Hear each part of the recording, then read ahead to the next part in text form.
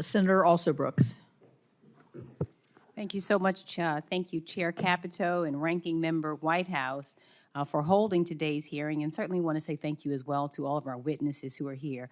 In Maryland, energy projects, including solar and wind, represent good jobs and work that is critical to meet rapidly growing electricity demand driven by data centers, advanced manufacturing, and electrification across industries. Yet the permitting process at local, state, and federal levels can be cumbersome with lack of certainty around timelines. That uncertainty can impact workers, consumers are facing high utility bills, and states trying to plan for reliability and affordability are really, really struggling. And so I believe it's possible to achieve efficiencies without sacrificing critical environmental protections. Bipartisan permitting reform legislation only makes sense if it can deliver real certainty, both for projects already underway and for those in progress, and if it will be executed faithfully without political interference. And so our goal is to ensure that the federal permitting system works for all types of projects, people, and the environment. So my first question is for Mr. Booker. I know that this was partially covered, but in Maryland and across the country, infrastructure projects mean union jobs, apprenticeship slots, and good wages. And when the federal government halts fully permitted projects, as this administration has done for clean energy projects, workers are the first to feel the impact. So what happens to union workers? What happens to their families when this administration cancels projects that are fully permitted and ready to build?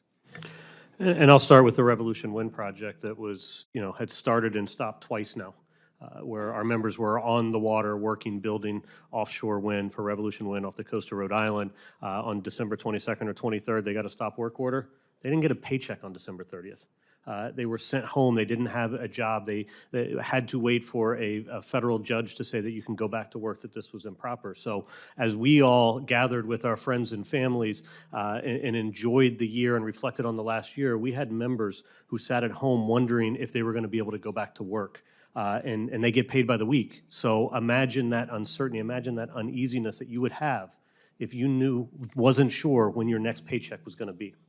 Yeah, and not only those workers, but what about those apprenticeship pipelines, the workforce training, and also the ability to bring the next generation into the building trades? Can you just speak briefly about how those are impacted as well? Our system is built on earn while you learn. So when you are working, you are graduating each year of your apprenticeship. So when you don't have that job, when you don't have that opportunity, you're not able to graduate to that next level of apprenticeship, earn more wages, get the skill sets you need to continue building this country. So any job type of cancellation, termination, job delay, uncertainty on existing permitted jobs or the next job just means that pipeline gets bogged down and people don't have the ability to continue earning a living for their family.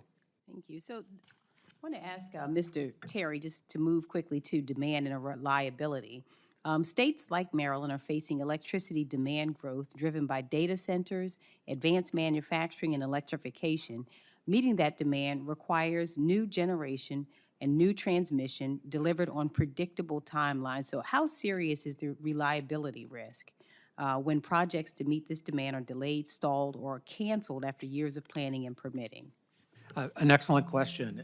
It's incredibly serious. As I noted earlier, grid planning, energy system planning from a state perspective is often done by our members.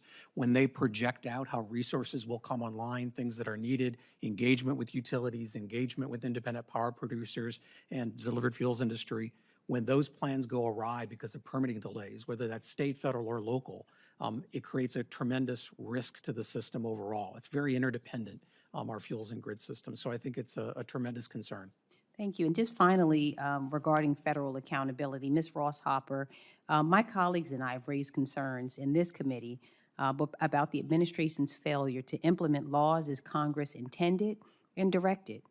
This has real consequences on the ground in our states that are worth discussing. So, Ms. Ross Hopper, what are the consequences for our country's energy systems, consumers, and workforce if federal agencies continue to delay, reopen, or cancel projects that have already been approved?